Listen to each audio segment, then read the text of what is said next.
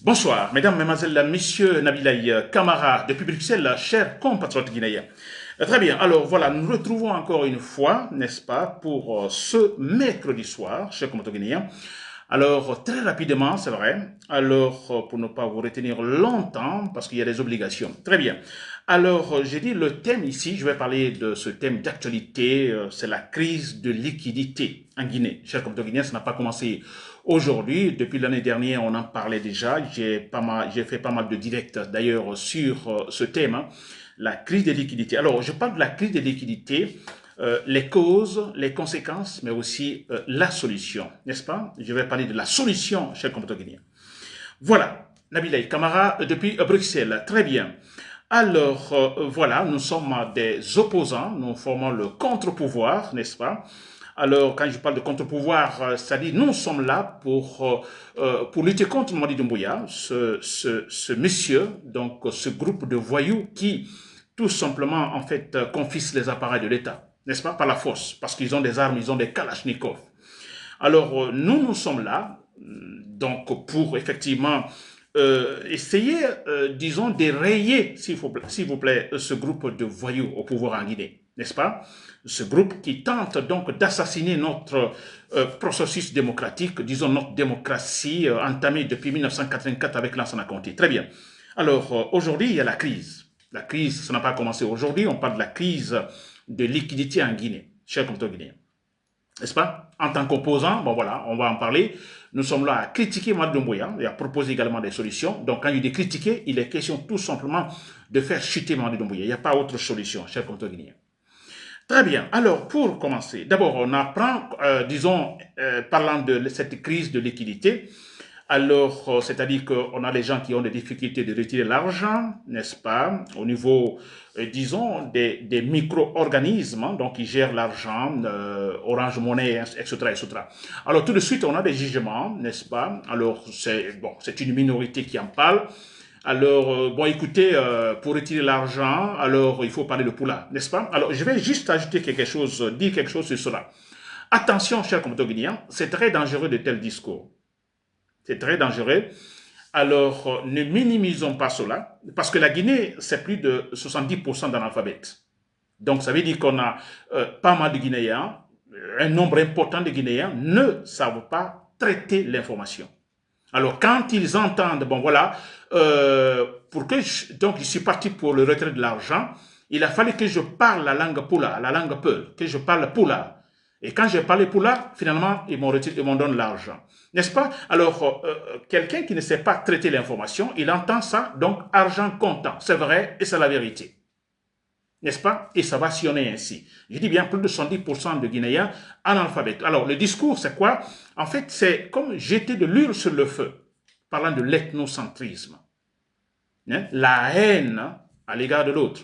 Donc, c'est très dangereux.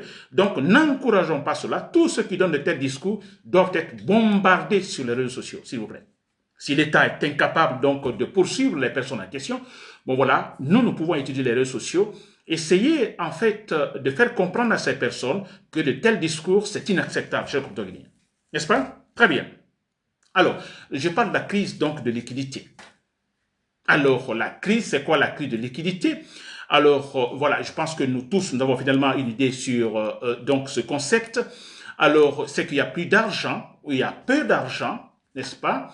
Les gens retirent massivement de l'argent et finalement, à la banque, il n'y a plus rien. Vous allez pour retirer votre argent, vous avez pourtant l'argent sur votre compte, mais vous ne pouvez pas, disons, le retirer ou de toute façon, la somme que vous voulez retirer. Vous ne pouvez plus, pourtant, c'est votre argent.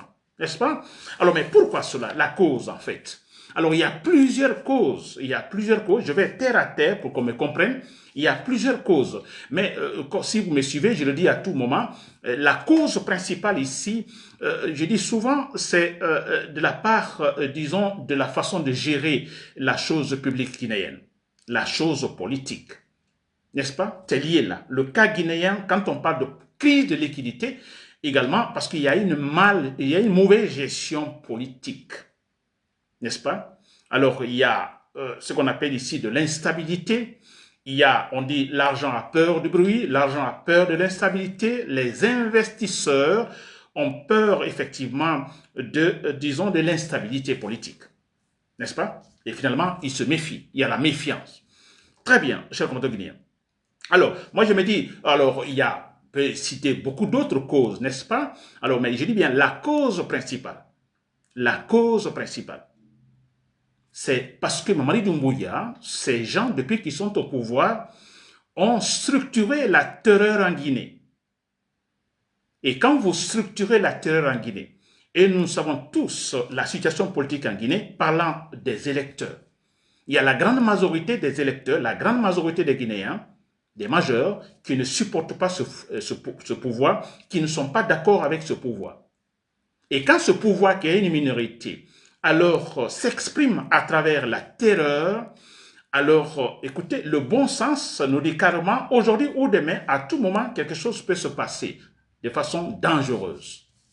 N'est-ce pas? Ça, c'est la terreur. Et ça, c'est le bruit. Ça, c'est l'instabilité. L'argent a peur de cela. Les gens se méfient facilement. Les investisseurs économiques seront animés de méfiance en gardant leur argent en banque ou en investissant. Parce que pour investir, il faut aller à la banque, demander un prêt.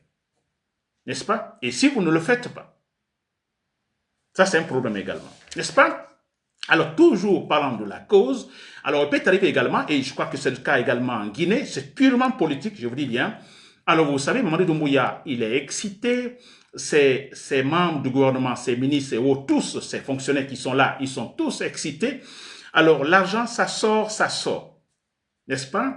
Alors, l'argent, ça sort de quelle manière? Soit à travers des faux projets, non? L'argent sort de la banque, et aussi ça part à travers des faux projets, c'est à travers des prêts. Et quand je parle des prêts, il est question des prêts à long terme, n'est-ce pas?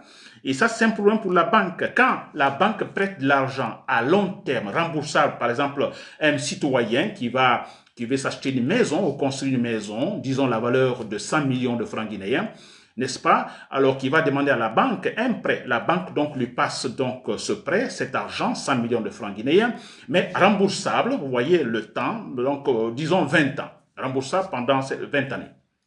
Vous comprenez? Alors c'est un prêt à long terme.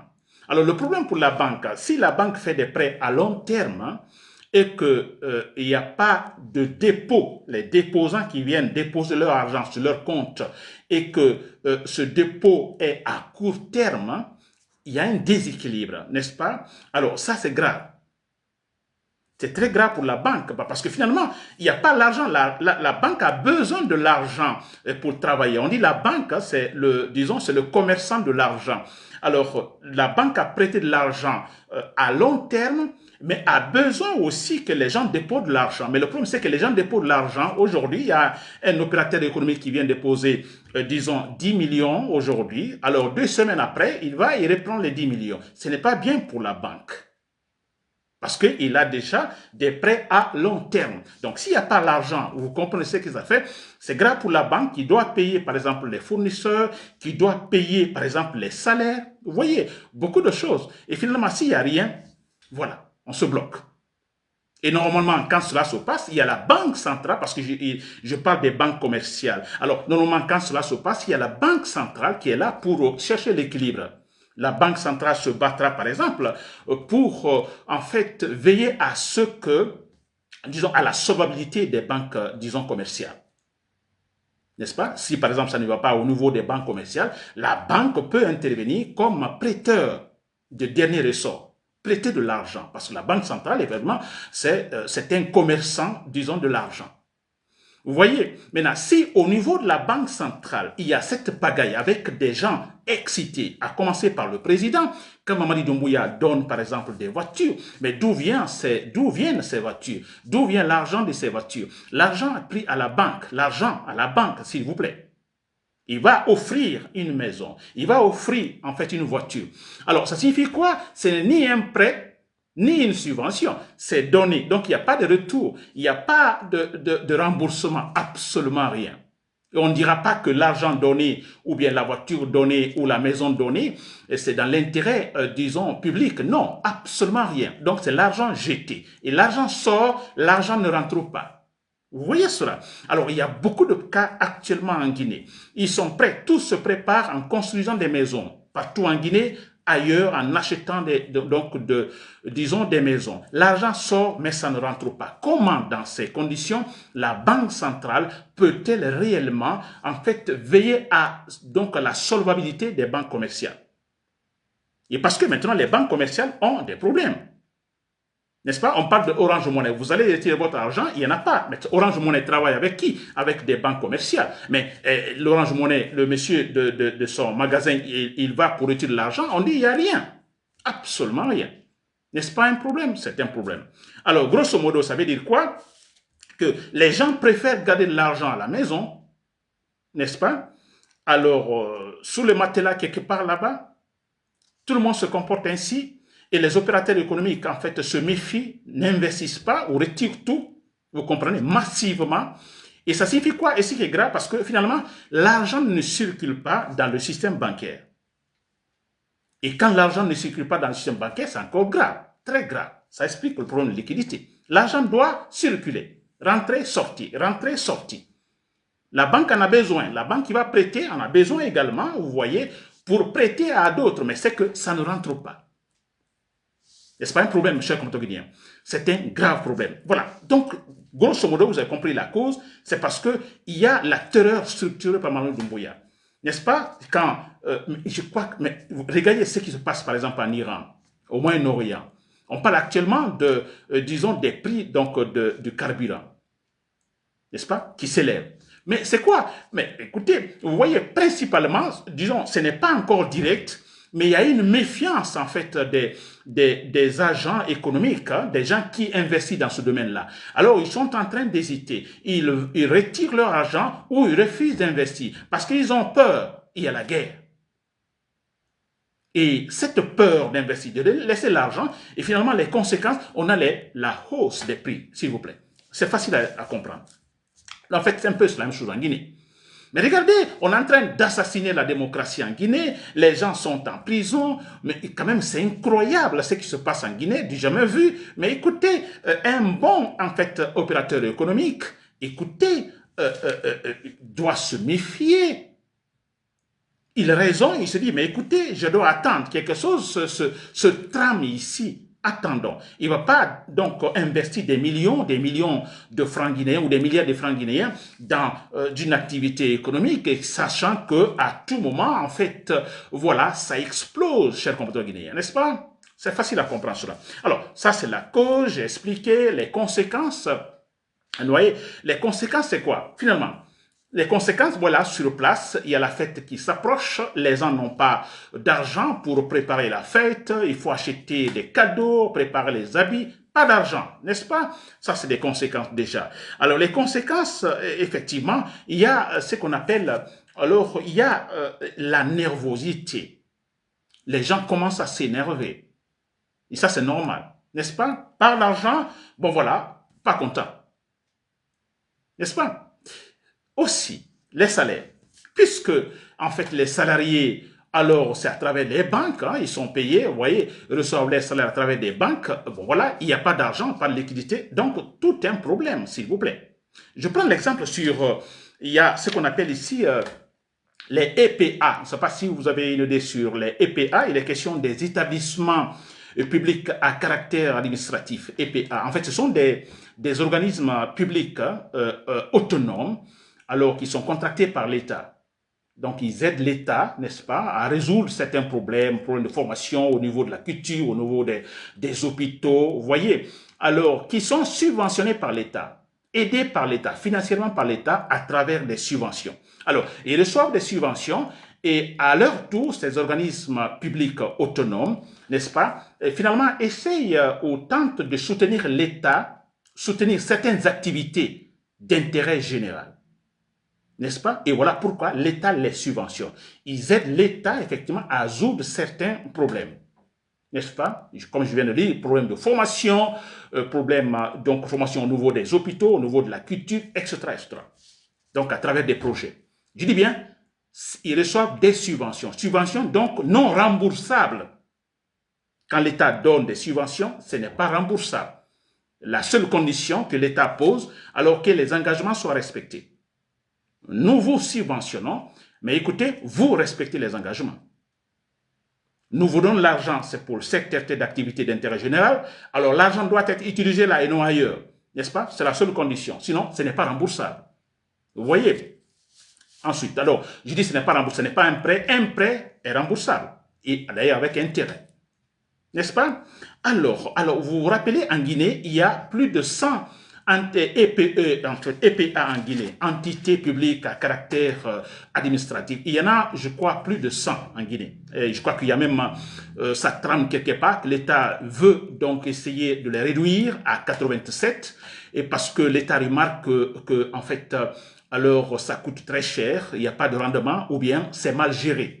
Ces entités autonomes, publiques autonomes, alors ne gèrent pas bien, donc ça coûte très cher à l'État. J'ai appris cela. Maintenant, voilà ce qui se passe. Ça fait maintenant 3 mois que ces entités, plus de 100 entités, donc qui sont des organismes publics plutôt autonomes, qui ne reçoivent pas de subventions, pas d'argent. Ils sont en train de prester, vous comprenez, mais pas de subventions. Donc, ça veut dire que tout est à l'arrêt. Écoutez, leur salaire est dans ça. Donc, ces gens-là, ces différentes entités également sont, je dis bien, 3 mois sans subvention. Ça ne va pas dans ce secteur-là. Il y a des conséquences de ce problème de liquidité. N'est-ce pas? Je ne sais pas si vous comprenez cela. Ils n'ont pas d'argent 3 mois, s'il vous plaît. Et pourtant, ils sont en fait des contractuels, n'est-ce pas, qui travaillent avec l'État, et aidant l'État à soutenir certaines activités d'intérêt général. 3 mois, absolument rien. Il y a aussi les pensionnés. Le mois de février, les pensionnés guinéens n'ont encore rien reçu comme pension. Tout le mois de février. Nous sommes aujourd'hui le 11 mars. Tout le mois de février, je dis le mois de février, ils n'ont encore rien reçu. Les pensionnés guinéens. Je ne dis pas du côté des militaires, mais du côté des civils, absolument rien. Ils n'ont encore rien reçu. Donc, ils n'ont pas reçu le mois de février. Et déjà, voilà, le mois de mars d'ailleurs qui avance très rapidement. Vous voyez, beaucoup de problèmes, des conséquences, chers compatriotes guinéens. N'est-ce pas? Alors, je ne sais pas si vous me comprenez. Comme j'ai dit au départ, je vais rapidement, j'attends la solution. Maintenant, la solution. La solution, je l'ai dit, alors, si vous avez compris la cause, je dis bien, c'est purement politique. Donc, également, la solution est, écoutez, c'est là il faut s'appuyer. Il y a un problème politique. Il y a un problème politique. La solution, donc, doit travailler. Il faut travailler là et trouver la solution. Et puisque Mamadi Doumbouya ne peut jamais, en fait, reconnaître ses erreurs et dire, bon, écoutez, ça va, j'ai commis des erreurs, je vais, en fait, revenir sur mes décisions. Ça, ce n'est plus possible, n'est-ce pas? Il ne pourra plus le faire. Orgueil aidant. Et comme il ne peut pas le faire, et en restant ainsi, nous sommes avec la crise. La seule solution, c'est la chute de Mamadi Doumbouya.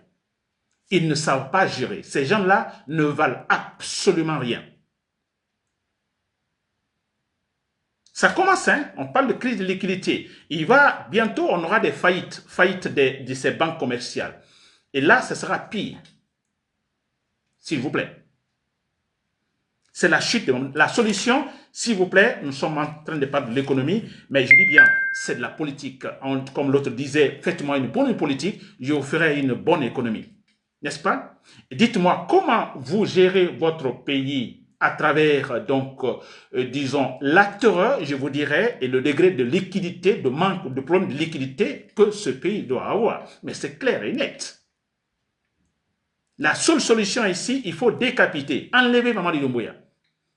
Et enlever Mamadi Doumbouya, c'est tout le groupe, parce qu'ils ne savent absolument rien. Il y a un problème de gestion. Au niveau de la Banque centrale, c'est de la pagaille. Il y a un problème de gestion. Ces fonctionnaires qui sont là ne savent pas faire ce qu'il faut faire réellement, chers compatriotes guinéens. N'est-ce pas? J'espère que vous m'avez compris. C'était Nabil et camarades depuis Bruxelles. Merci pour l'écoute. Voilà. Bonne soirée et bonne nuit.